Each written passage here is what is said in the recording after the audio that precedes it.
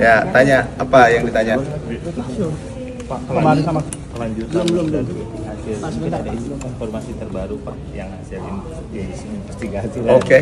Satgas kemarin Pak. Kami sudah koordinasi dengan Mabes Polri, segera turun. Jangan biarkan konsumen dan produsen itu menjerit. Satu, menjerit, produsen menjerit harga di bawah HPP, kemudian konsumen menjerit harga di atas HET. Dua-dua kita harus jaga. Jangan biarkan mereka jalan sendirian. Kita harus dampingi. Jangan ada hanya segelintir orang ingin merusak negara kita. Kita harus kolaborasi. Negara harus kuat. Negara tidak boleh kalah. Tapi itu memang mau permainan middleman ya Pak ya, itu ya Pak ya? Indikasi.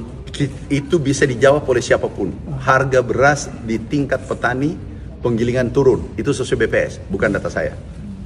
Tapi harga di konsumen itu naik. Artinya apa? Ada yang tidak benar. Yang kedua adalah data dari Cipinang kita dapatkan ada yang abnormal, tidak normal. Yang biasanya masuk keluar beras itu 1.000 sampai 3.500 per hari, tetapi ada satu hari selama 5 tahun, satu hari keluar 11.000 dan setelah BPS mau pengumuman. Kemudian orang tertentu statement bahwa tidak ada beras di kurang beras di Cipinang, padahal standarnya adalah 30.000. Sekarang masih ada 46.000 setelah dimanipulasi datanya. Harusnya 50.000 ton. Tapi nggak apa-apa, kita akan cek. Nggak boleh negara kalah sama mafia. Itu tegas.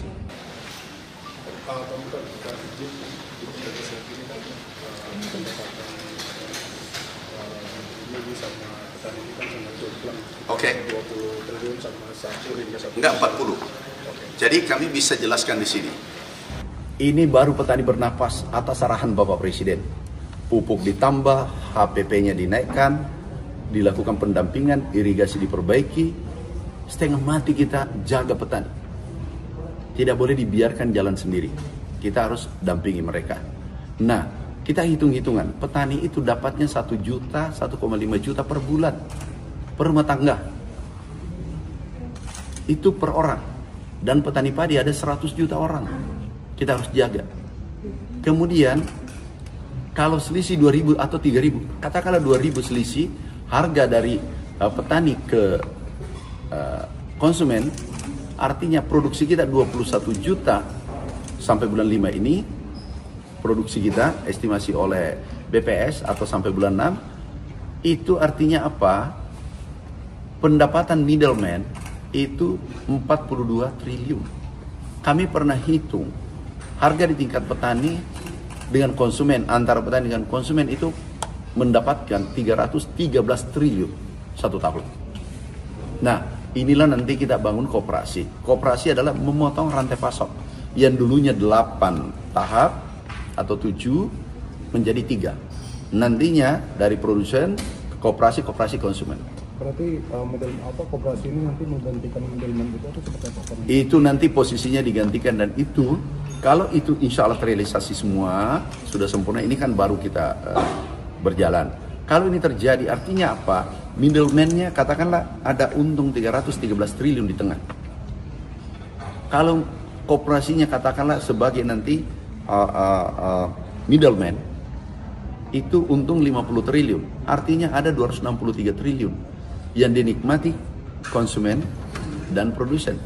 Tentu produsen kesejahteraannya meningkat, yaitu petani, kemudian konsumennya juga daya belinya naik.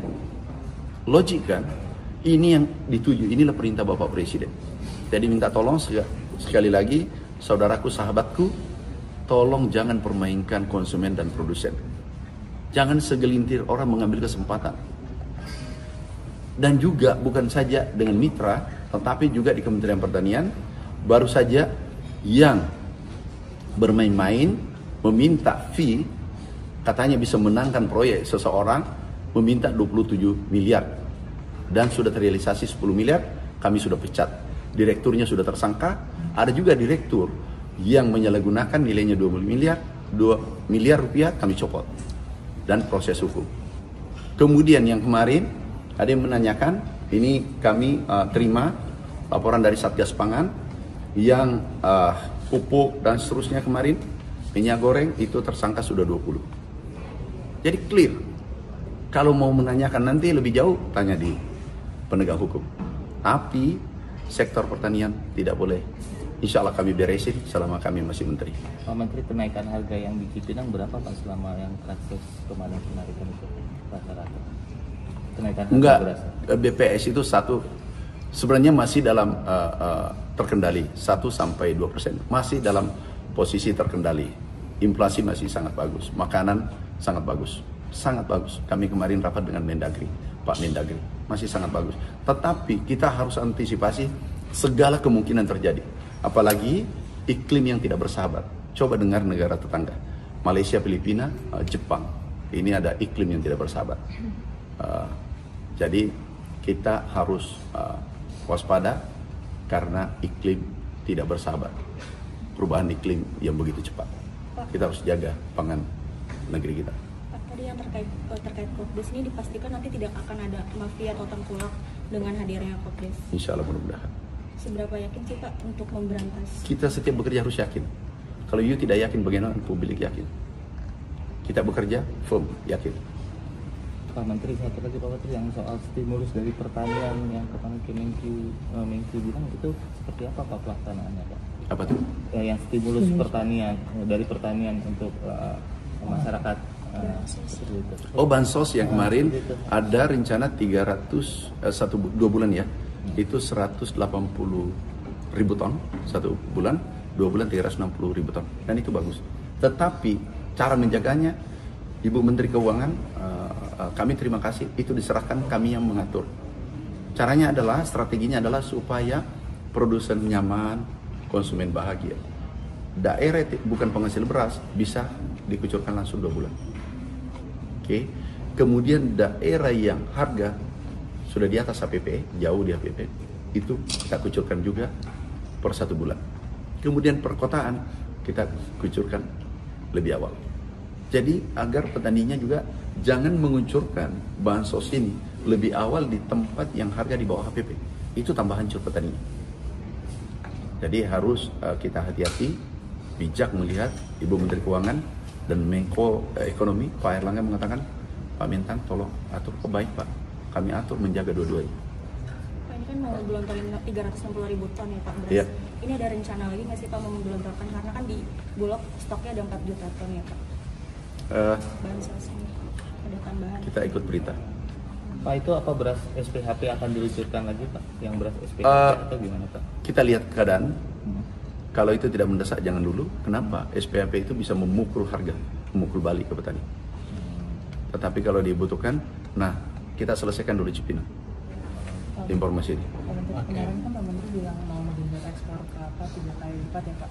Sementara Pak Menteri kemarin mau melakukan pungutan ekspor Pak karena harga kelapa kan udah tinggi. Nah itu kan bertabrakan ya Pak? Bukan. Itu bukan pertanyaan. Gini, pendapatannya 3 kali lipat kalau kita sudah hilirisasi. Yang sekarang 20 triliun, kalau kita nanti kirim buk PCO, barang jadi, itu bisa naik 3 kali lipat. Bukan 3 kali lipat, bisa 5 kali lipat. Jadi setelah kita hilirisasi, kelapa ini kan kelapa gelondongan ada dikirim. Kita jadikan PCO, kan berlipat-lipat kali lipat. Itu maksudnya. Saya dengan Pak Mendak satu komunikasi. Pak Mentan, ya kalau nggak salah statement awal Pak Mentan kan bahwa ekspor ini berlaku buat beras premium ataupun medium ya. Sementara di Permendak 18 ini kan melarang bahwa adanya ekspor di luar jenis premium. Kira-kira Pak Mentan Enggak, bukan gitu. Itu kan kalau gini, ekspor impor di mana yang menguntungkan negara, itu titik. Jadi jangan kita kalau posisi menguntungkan negara, menguntungkan rakyat Indonesia, kita lakukan. Jadi bukan kita, jadi harus melihat secara utuh. Ya, kalau ini menguntungkan negara, kita lakukan. Kalau tidak menguntungkan, ngapain dilakukan? Kita bernegara, kita memimpin, kita dipercaya Bapak Presiden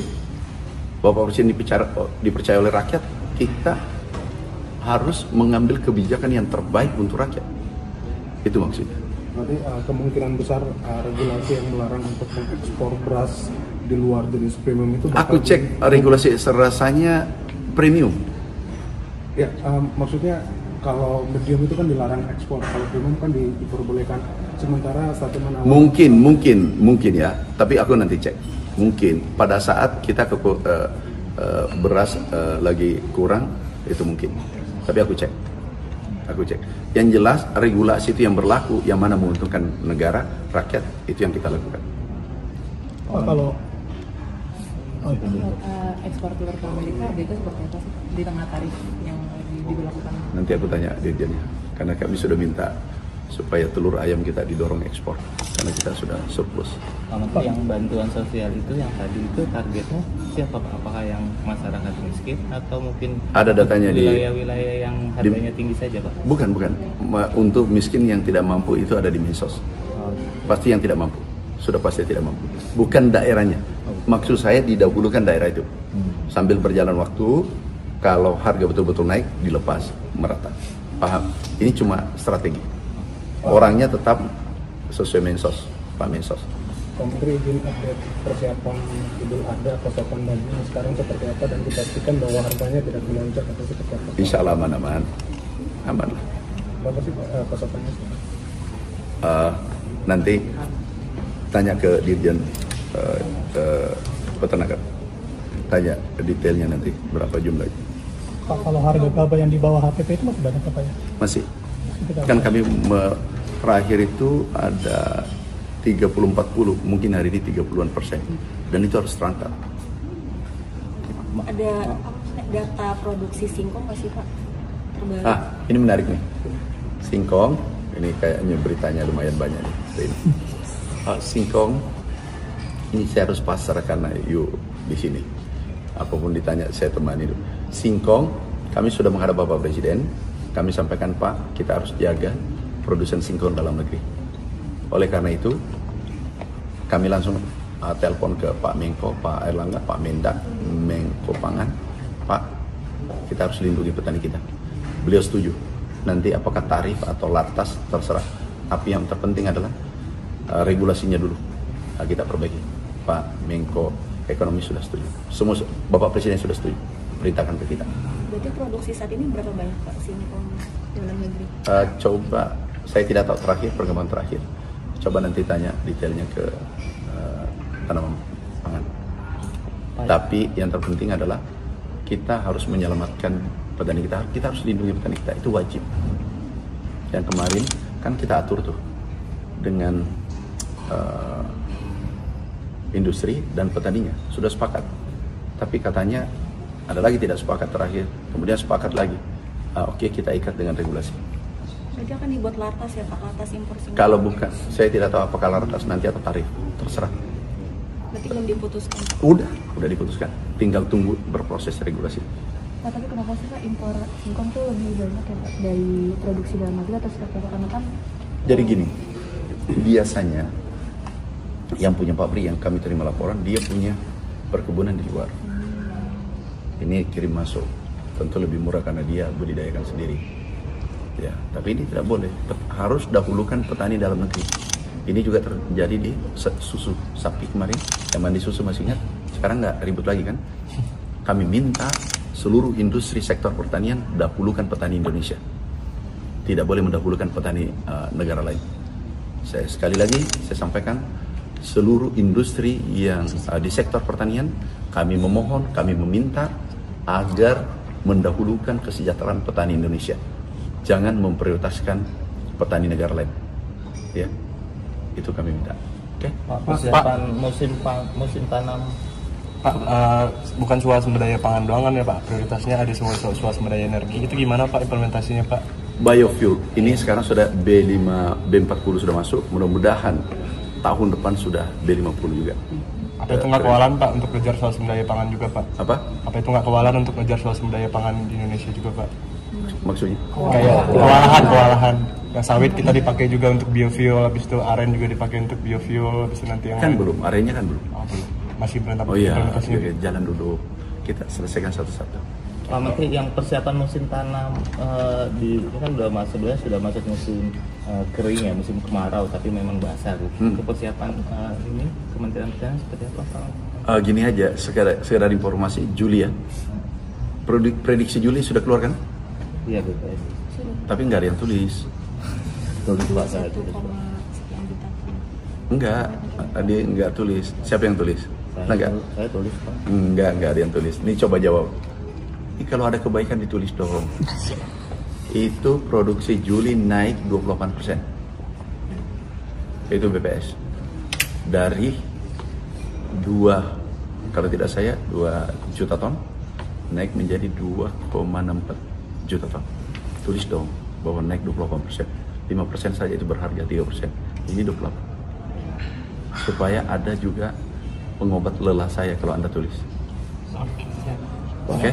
Pak, soal pengembangan produksi kedelai kan kemarin sampaikan disiapkan bibit sampai 10.000. Kemudian Betul. kami itu dicoba saat ini progresnya gimana Pak Sulaiman? Oh, sementara ini gandum dengan kedelai, mudah-mudahan doa ya. Kami sudah mengumpulkan ahli-ahli dari perguruan tinggi bersama Menristek Dikti.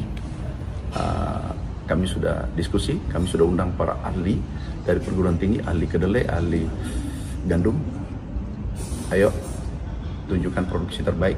Kedelai kami minta kalau bisa minimal 3 ton. Kalau sudah ada, bisa 1.000, 2.000, tapi langsung 10.000. Kalau berhasil, insya Allah swasembada ke depan semakin terbuka lebar untuk kedelai. Gandum juga demikian. Tidak pernah, kita sudah uji coba beberapa kali, produksi tertinggi adalah 5 ton. Saya minta delegasi sudah berangkat ke Jordan dengan berhasil. Tim, saya katakan cari benih terbaik dunia. Ini mumpung Bapak Presiden mensupport kita. Jadi sudah mungkin minggu depan, 2 minggu mungkin di perjalanan. Ada target Pak untuk swasembada kedelai dan gandum? Biarkan dulu aku napas. Nggak kasihan sama saya. Itu yang dikirim delegasi. Itu yang dikirim delegasi itu hanya untuk pelajari gandum atau dengan kedelai Pak? Gandum kedelai. Kita melihat karena ada Mr. Ken, ahli dari Australia dengan Jordan, datang ke sini, ke rumah diskusi. Bisa katanya produksi ada 8 ton, 10 ton, saya bilang kejar. Langsung aku perintahkan itu malam juga berangkat. Kalau ada kebaikan, kita tiru. Pak, yang terkait untuk pedagang 1 juta ekor sapi itu seperti apa sekarang Pak? Dari peternakan kami minta bagaimana sementara berproses kami minta, sudah ada sih progresnya, kami minta permudah perizinan, insentifnya katakanlah kalau ada lahan yang kosong yang bagus itu bagi pengusaha sapi. Salah satu yang sangat serius adalah TH yang dari Vietnam. Mudah-mudahan itu cepat oke. Anda selama ini ibu balik ibadah Pak atau seperti apa? Kita harus lebih baik dari sebelumnya. Pak, yang musim tanam sekarang ini persiapan pupuknya gimana Pak? Oh aman. Kalau itu aman. Sudah. Penyalurannya langsung ke petani? Aman iya. Aku garansi itu. Kalau ada yang tidak aman itu membuat sial bagi pinguinnya. Harus aman. Nggak boleh tidak aman. Jangan coba-coba melayani petani pupuk. Nggak boleh. Itu bermasalah. Kalau masih ada kendala Pak, katanya dengan masih ada kendala. Apa kendalanya? Gapokan yang bisa menyalurkan langsung ke petani pupuk karena memang dari sisi bisnisnya, bisnis mereka belum berjalan terus langsung menerima. Iya kan pelan-pelan. Sama juga orang lahir, tidak langsung ada bayi lahir langsung lari kencang main-main di taman. Enggak lah. Itu pelan. Tapi sekarang yang terpenting petani terlayani puas. Enggak ada lagi keluhan dari petani. Jangan tiba-tiba hari ini lahir baru lahir langsung lari main-main di taman. Itu kita kaget semua. Ini butuh proses. Ini sudah sangat cepat. Swasembada kan 4 tahun. Sekarang hilalnya muncul. Baru 6 bulan. Hilal sudah muncul. Ini 8 bulan. Ya. Kalau proses pembangunan pabrik pupuk itu gimana Pak? Apa? Pabrik pupuk. Sementara kita jejaki ke pabrik pupuk itu. Mudah-mudahan kita lihat Jordan dan Laos. Kami sudah komunikasi. Komentar izin Pak, ya, ini soal pabrik pupuk juga sih. Kemarin kan temuan BPK bahwa ada pemborosan anggaran Di mana? di PT Pupuk Persero Pupuk Indonesia. Ini kan ada temuan BPK ya soal pemborosan anggaran nanti. pupuk subsidi. Indikasinya karena pabrik Yang mana itu? temuan BPK komentar bahwa ada pemborosan anggaran pupuk subsidi sepanjang 2024. Ini indikasinya karena Pemborosannya karena? anggaran subsidi pupuk subsidi. Nanti aku cek. Nah, indikasinya karena pabrik pupuk ini yang milik Pupuk Indonesia udah tua katanya sih kan. Nah, mungkin komentar. Ya Anda nanti kalau sudah tua produk nggak jadi wartawan juga ya sudah. Ya tapi aku cek ya, aku cek. Itu pabrik sudah tua, jangan lalu dipaksa kayak ABG. You umur berapa? 30. Aku nih 57. Tapi kelihatan saya masih segar. Jangan beri harapan kepada generasi berikutnya ya. Jangan sudah. Pabriknya akan lebih mudah, gitu bahasanya. Diremajakan. Kemungkinan komentar merekomendasikan ke Pak Erik bahwa harus ada investasi buat pabrik baru begitu. Aku cek nanti, jangan aku cek. Enggak, saya takut kalau tidak data kelihatan langsung. Pak, hilirisasi CPO hanya untuk biofuel BN50 aja Pak, atau seperti apa nanti hilirisasi CPO? Oh nanti deripatnya nanti banyak, turunannya banyak. Nanti kita lihat. Yang jelas fokus dulu. B40 sudah berjalan, kemudian B50. Oke. Terima kasih ya. Terima kasih.